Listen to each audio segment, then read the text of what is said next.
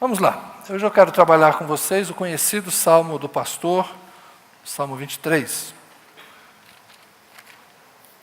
É um texto que muitos cristãos sabem de cor, muitas crianças conseguem recitar, mas é um texto que de vez em quando eu gosto de revisitar. E por estranho que pareça, é um texto que nem sempre a gente entende com naturalidade. Salmo 23 diz assim: Yahvé, o Senhor, é meu pastor, nada me faltará. Ele me faz repousar em pastos verdejantes, leva-me para junto das águas de descanso, refrigera minha alma.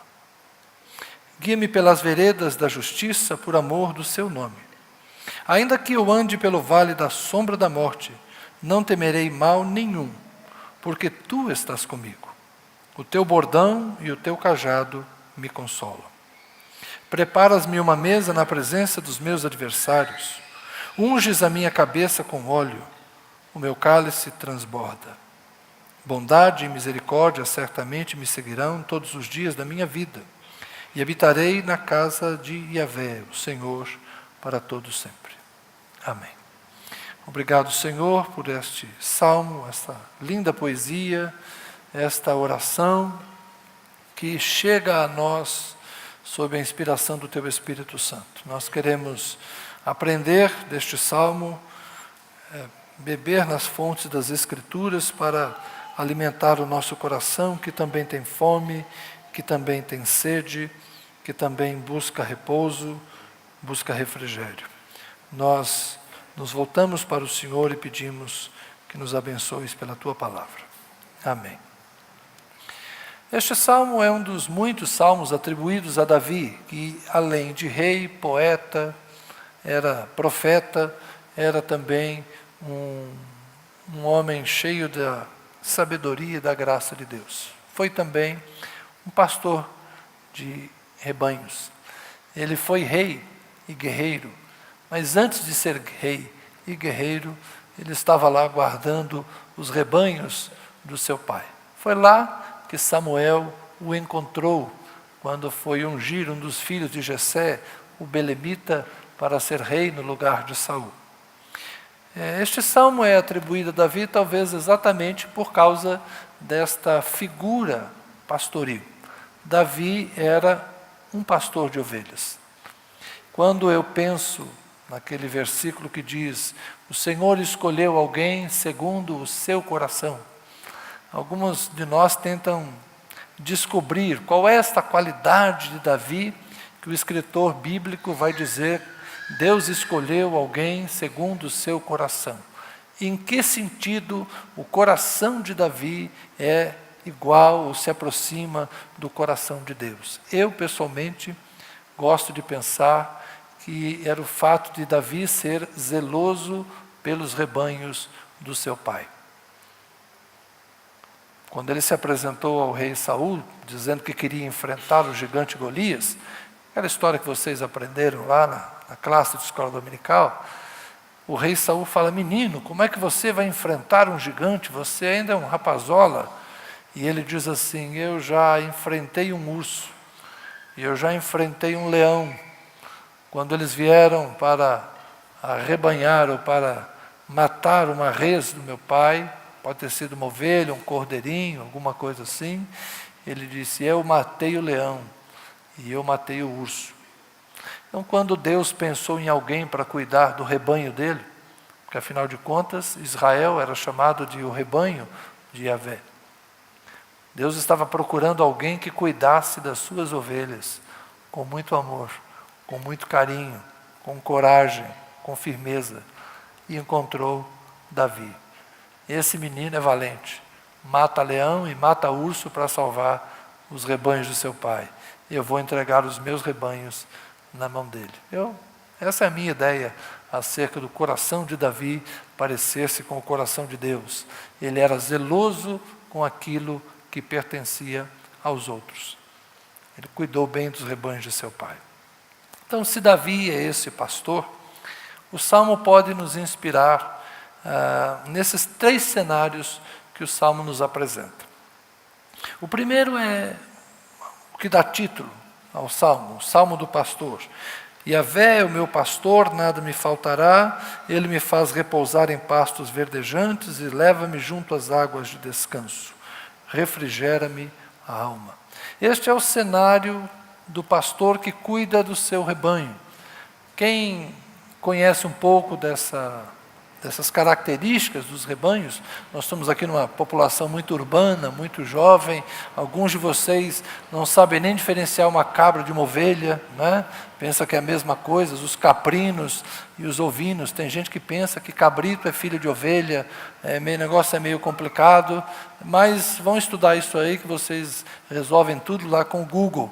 Mas por que o salmista usa essa figura campesina para Deus? Porque o povo de Israel era um povo acostumado a criar rebanhos. Eles eram de uma cultura agropastoril. Cuidar de rebanhos naquela região da Palestina é muito comum.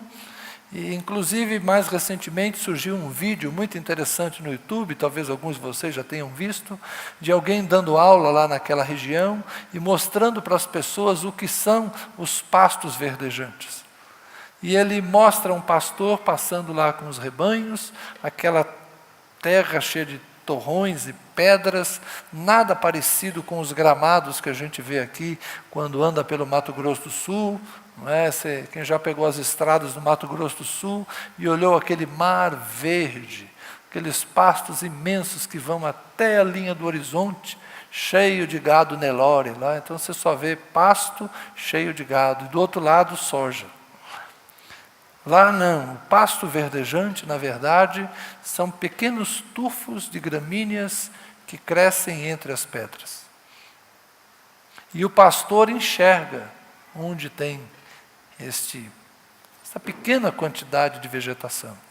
Em geral, nas encostas dos morros, onde a umidade fica um pouco retida, e ali nasce um pouco de erva verde. Então o pastor conduz para lá aqueles pequenos rebanhos e lá ele as alimenta. É por isso que as ovelhas precisam do pastor, porque elas não acham alimento, elas têm que ser levadas ao alimento. Hoje a gente tem as nossas fazendas aqui, as nossas não, né? A fazenda do Valdir, por exemplo, né? Nosso grande fazendeiro aqui da igreja. Então tem lá o lugar onde tem a água. O gado já sabe onde está a água. Tem lá um açude, tem lá alguma forma de nascente, enfim. O Brasil é um país muito rico para isso. Temos muita água, água em abundância. Lá não é assim. Achar água naquela região não é tão fácil. Então o pastor tem que levar as ovelhas onde há água. Tem que levar as ovelhas onde há comida. Então todo dia ele as tira do aprisco, onde as mantém, e sai procurando água e comida. É a provisão diária. Talvez Jesus tenha nos ensinado um pouco disso na chamada oração do Pai Nosso. Quando ele diz, o pão nosso de cada dia nos dá hoje. Nós somos uma geração diferente. Nós já não pensamos no pão nosso de cada dia como uma conquista diária. A maior parte de nós, uma vez por mês, vai ao supermercado. Os que são mais econômicos e têm mais tempo vão toda semana, no dia das promoções, e a gente tem lá a despensa sempre cheia. Tem a lata de arroz, tem a lata de feijão, a lata do açúcar, e assim nós temos lá a provisão. E se você chegar esfomeado, às vezes em casa, e não tem nada assim que você queira naquela hora, você atravessa a rua, você pega um telefone, iFood, e pede comida e ela chega na sua casa. Nós nos alimentamos com muita facilidade hoje em dia. Nós encontramos comida e temos comida em casa o tempo todo. Mas essa não é a realidade de muita gente no mundo. Tem muita gente que sai sem saber o que vai comer. Existe uma expressão, vende o almoço para comprar a janta, não é verdade? Aquela família que às vezes pega o ticket de alimentação e ele poderia almoçar todo dia com aquilo lá, mas ele vai no mercado e troca por alimentos para repartir com a família toda. Tem gente que não sabe se o arroz vai chegar no fim do mês. Tem gente que não sabe se o gás vai chegar no fim do mês. E às vezes tem que correr o risco de se queimar usando um fogareirinho com álcool. Naquela época que faltou gás, lembra do problema da greve dos caminhoneiros? Faltou gás em muito lugar, aumentou rapidamente o número de acidentes domésticos por causa de fogareiros com álcool em casa. Mas essa é a realidade de muitos pobres. Fogo a lenha, não é? Gente ainda usando lenha para aquecer a comida, porque é o que eles têm. Estas pessoas entendem com mais naturalidade esse salmo ao ler: o Senhor é o meu pastor e nada me faltará. Porque ele não confia no cartão de crédito. Ele não está confiando no emprego, no salário que vai estar lá no 5º dia útil do mês que vem. Ele confia no Senhor. E ele sai às vezes de casa sem saber se vai almoçar. Mas ele sai. E ele acredita que o Senhor proverá. E não é que o Senhor provê. Essa provisão diária. Nós temos que acreditar num Deus que provê. Talvez nós não tenhamos necessidade do pão, porque nós temos sido abençoados com uma condição econômica que nos permite ter a despensa abastecida. Mas nós temos outras necessidades, não é verdade? Talvez estejamos saciados de pão, talvez estejamos saciados e atendidas as nossas necessidades de roupa, mas temos outras necessidades. Quem é que não tem alguma janela faltando na alma? Quem é que não tem alguma precisão, como alguns dizem, não é verdade? E Deus sabe o que você precisa. Deus sabe o que falta na sua vida. Às vezes o que falta é um amigo. Às vezes o que falta é um emprego. Às vezes o que falta é alegria. Tem um amigo, tem um emprego, mas não tem alegria. Às vezes falta saúde, não é verdade? Às vezes falta tempo, uma vida muito corrida, uma vida muito agitada. Às vezes falta vontade. Tem tempo, perdeu a vontade. É verdade. A vida é muito complicada. Mas seja o que for que você necessita, o Senhor é o teu pastor. O Senhor pode te suprir. O Senhor pode te alimentar. O Senhor tem a resposta para a tua necessidade. A ideia do salmista aqui é colocar-se como uma ovelha que será conduzida por Deus ao lugar onde a sua necessidade será atendida. A questão é que nós precisamos aprender a nos deixar conduzir por Deus. Parte das nossas necessidades são supridas por nós mesmos. A gente consegue achar o caminho, a gente consegue resolver. Mas tem coisas que, por mais que a gente procure, a gente não encontra a resposta. O que fazer então? Nós devemos então confiar em Deus, apresentar a Deus a nossa necessidade, falar com Deus, apresentar a Deus o nosso dilema, o nosso problema, e falarmos com o Senhor. Se nós aprendermos a levar a Deus as nossas necessidades, nós descobriremos o que é ser cuidado por Deus. Pedro escreve uma frase muito interessante. Ele diz para levarmos a Ele as nossas ansiedades, porque Ele tem cuidado de nós. E Pedro era um homem de uma vida muito desafiadora. Pedro deixou as redes, deixou a pesca, deixou família, deixou tudo para seguir a Jesus.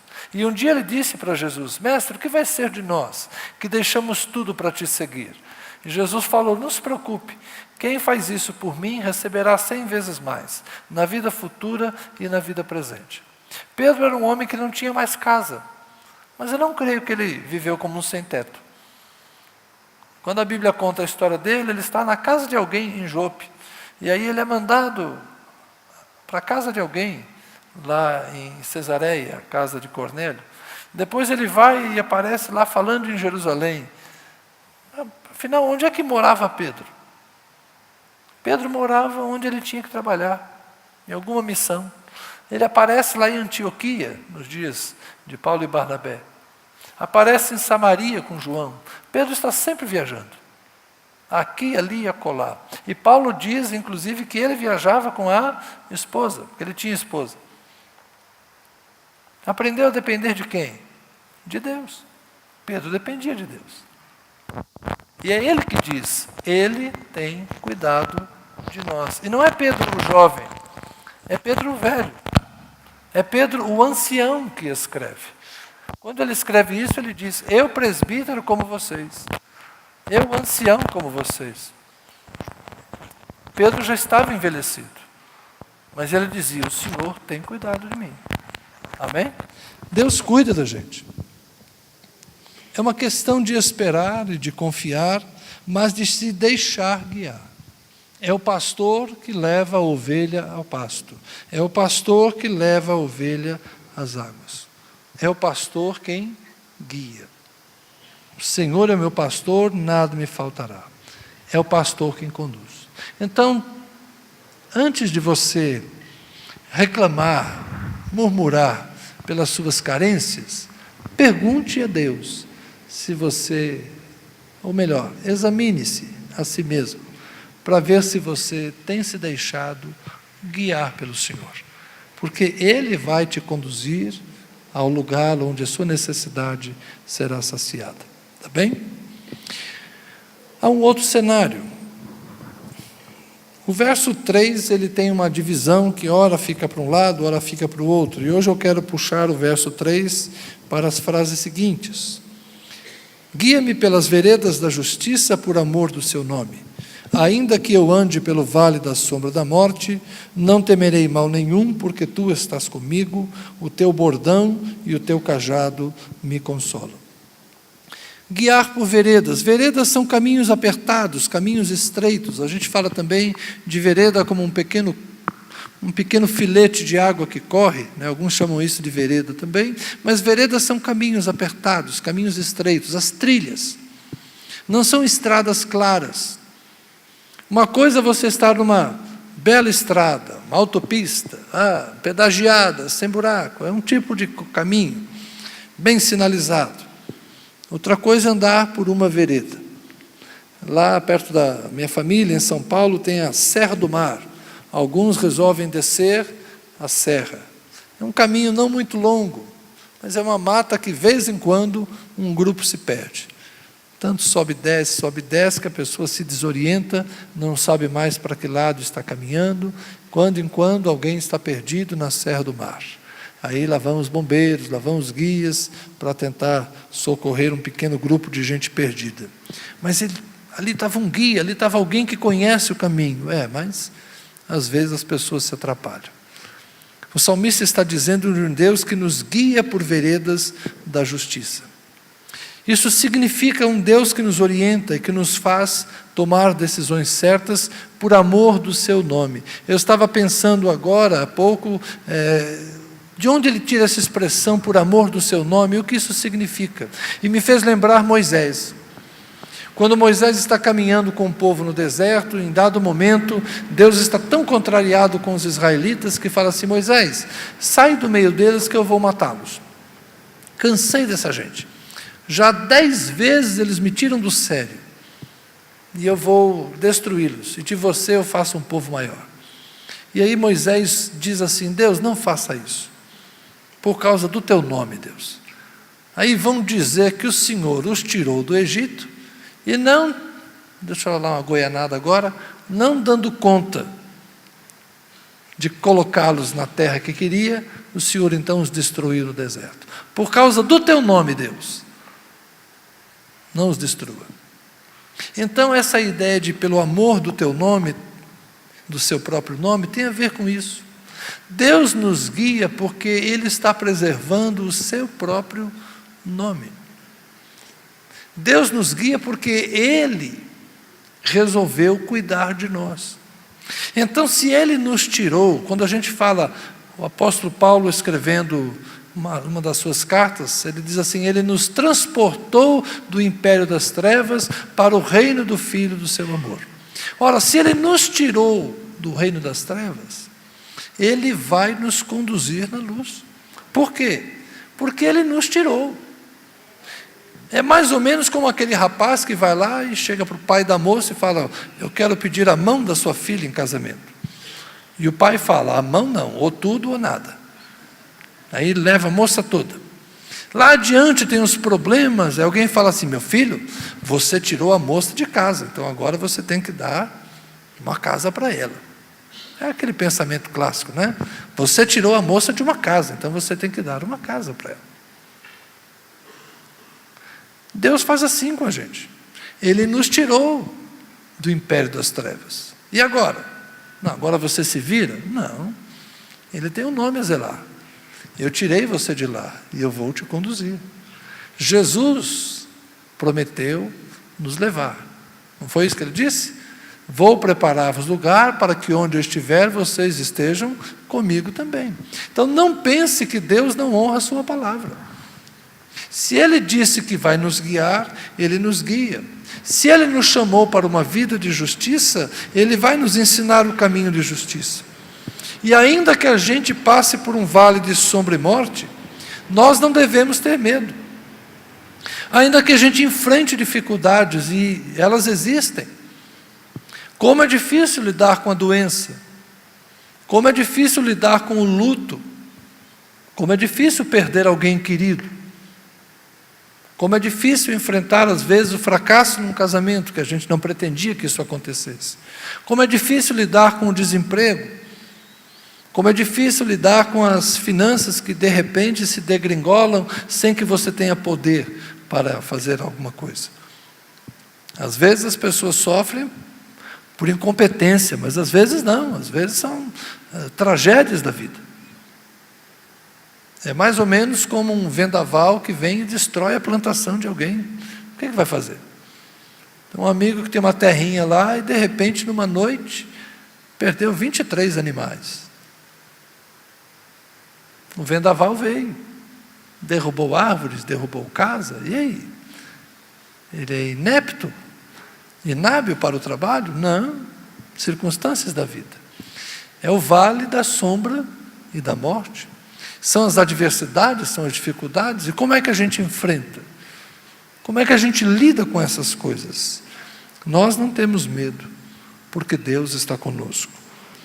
Teu bordão, o teu cajado me consolam. É a ideia de que você tem um amigo. E aqui não é mais a figura do pastor com a ovelha. Aqui é a figura do peregrino. Aqui é a figura do peregrino. Imagine que você está tentando subir num barranco. Está muito complicado para você subir. Você já tentou 3, 4 vezes, não conseguiu subir. Aí alguém vem lá da parte de cima do barranco e estende um cajado para você. E você então segura naquele cajado, se apoia e sobe. É isso que o salmista está falando. Porque quando Jacó fugiu de Esaú, tudo que ele levou foi um cajado, para enfrentar as dificuldades do caminho, as passagens difíceis, o rio, onde tem talvez que procurar um lugar firme para se apoiar, o solo pedregoso, talvez para enfrentar uma fera, um cajado, um instrumento de proteção, mas também um instrumento de auxílio, para estender ao amigo e puxar o amigo. Não é só a figura da ovelha que está aqui. É a figura do peregrino, porque ele é guiado por um caminho de justiça, ele anda por um vale de sombra e morte, mas ele não tem medo, porque Deus está com ele. E hoje está difícil, né? As pessoas estão pensando em segurança, colocando mais armas. Talvez alguns aqui estejam pensando nisso. E agora, meu Deus, o que eu faço? Compro uma arma ou não? Ponho uma arma na minha casa? Não é verdade. Talvez alguns de vocês estejam pensando em aumentar a segurança de casa, comprando uma arma. Eu não estou pensando nisso não, porque o Senhor é meu pastor, porque lá em casa tem um bordão e tem um cajado, e não sou eu que uso não, é o chefe lá de cima. É o cajado dele que me protege. Vocês me chamam de pastor, mas pastor é Ele. É Ele quem nos guarda, é Ele quem nos guia, é Ele quem nos protege. Nós somos um povo que lê a Bíblia, e está escrito lá no Salmo: se o Senhor não guardar a cidade, em vão vigia a sentinela. Então não pense que você não pode ser guardado pelo Senhor, porque você pode. Deus é um Deus que livra. E por fim, o terceiro cenário, depois do cenário do pastor, do cenário do peregrino, é o cenário da mesa, onde um convidado é honrado. Preparas uma mesa na presença dos meus adversários, unges minha cabeça com óleo, o meu cálice transborda. Deus nos quer perto dele. Deus é um anfitrião. É por isso que o Salmo termina com essa expressão: habitarei na casa do Senhor para todo sempre. Nós devemos pensar em Deus como alguém, como um pai, que no domingo convoca toda a família para o almoço. E ele prepara um banquete. E você deve se sentir como aquele que vai ser o convidado de honra. Vai ter um lugar especial para você. Nós não somos mais dos que têm adversários, não é? Isso aqui é uma outra época. No Antigo Testamento o pessoal gostava de ter inimigo.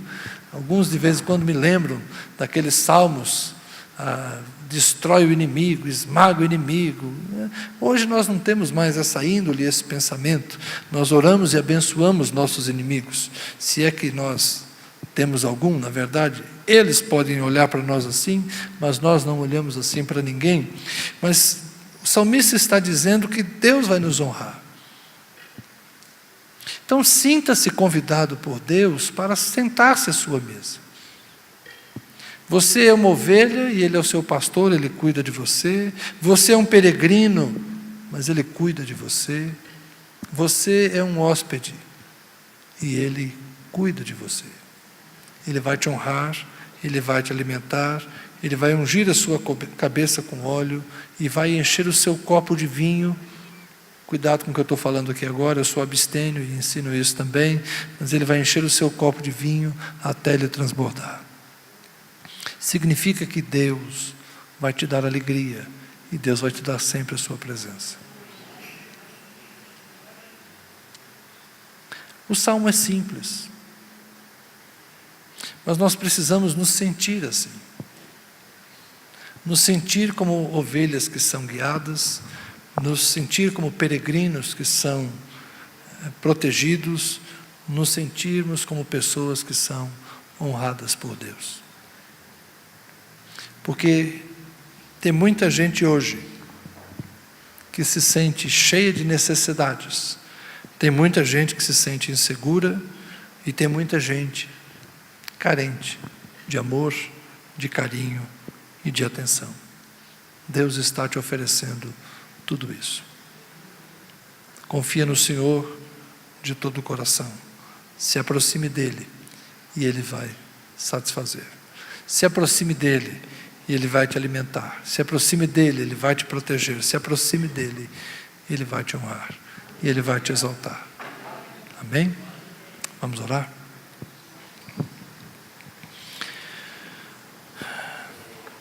Senhor, nós vivemos dias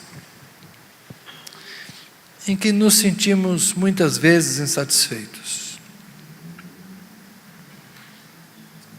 Nos sentimos famintos e sedentos, nos sentimos sozinhos, mesmo cercados de tantas pessoas. Quantas pessoas hoje não se sentem honradas e amadas o suficiente? Estas carências da nossa alma, Senhor, não têm respostas fáceis para os humanos, não têm respostas fáceis para os nossos parentes e amigos. Muitos querem nos ajudar, mas não sabem como fazer. Nós mesmos, Senhor, muitas vezes queremos ajuda, mas não sabemos como pedir.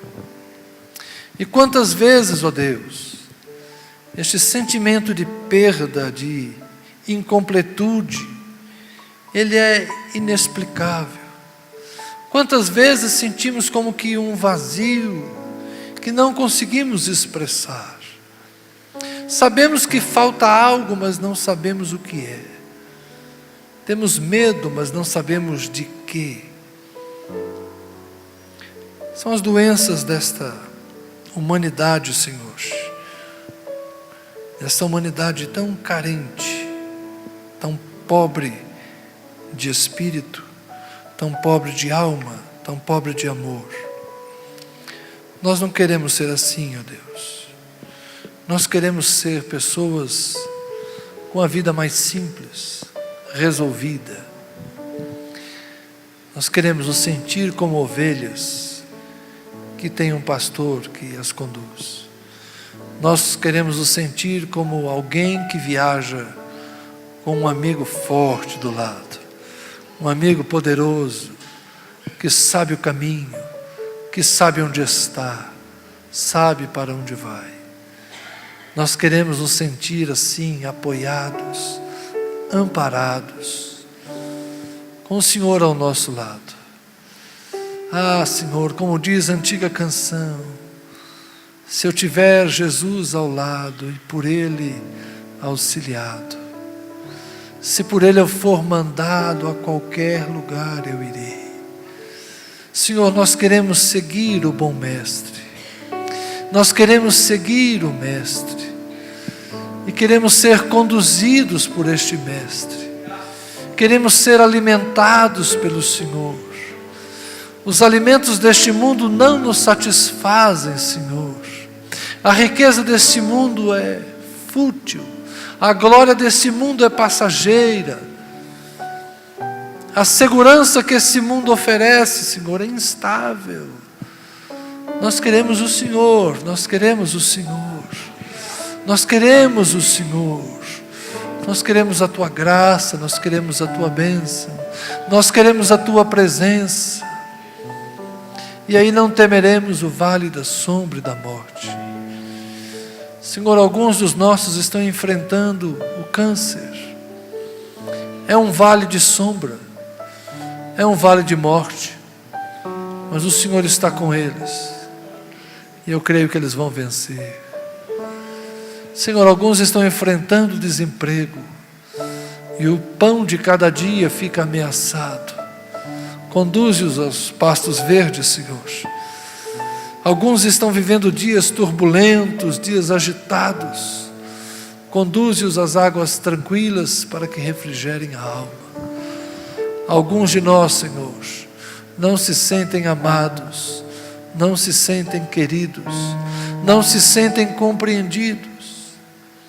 Prepara uma mesa, Senhor, que eles possam assentar-se e ali perceber que o Senhor lhes ama, que o Senhor lhes quer bem, e que eles recebam olhos sobre a cabeça para indicar que eles são importantes para o Senhor. Que haja óleo fresco sobre a nossa cabeça, Senhor, que haja alegria em nosso coração, e assim nós estaremos habitando com o Senhor, não só hoje, mas por muitos e muitos dias. Amém e amém.